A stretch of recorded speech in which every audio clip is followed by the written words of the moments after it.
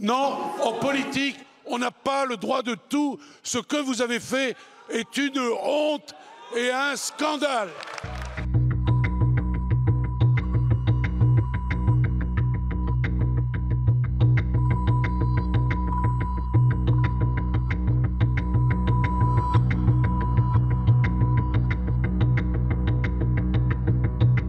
Depuis quelques jours, la machine infernale des réseaux sociaux s'emballe et fait entendre une musique insidieuse, pernicieuse et profondément dangereuse.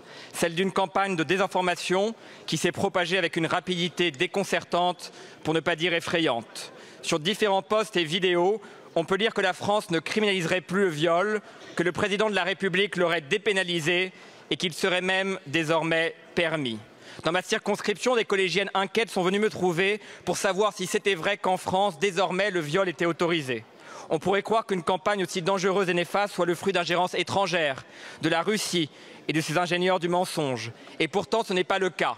Cette campagne résulte des propos scandaleux tenus par des parlementaires européens de gauche, à l'instar de Raphaël Glucksmann ou de Manon Aubry, qui nous parlent de scandale et expliquent même, je cite, que pour Macron, une relation sexuelle non consentie n'est pas un viol.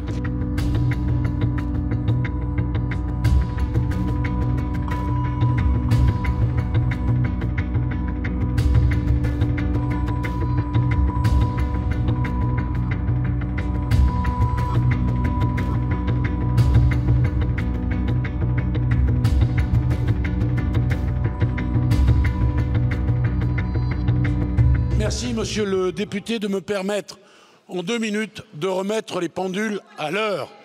Et c'est très important. Tout part d'une directive européenne. La position de la France est très claire. En droit, se pose une question de compétence.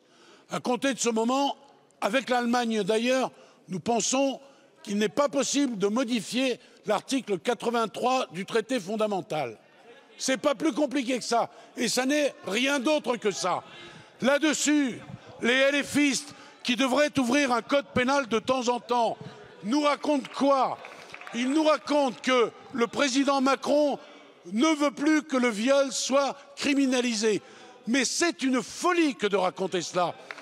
Outre que le propos est injurieux, des tas de femmes qui ont été victimes se posent la question, évidemment, puis-je encore déposer plainte?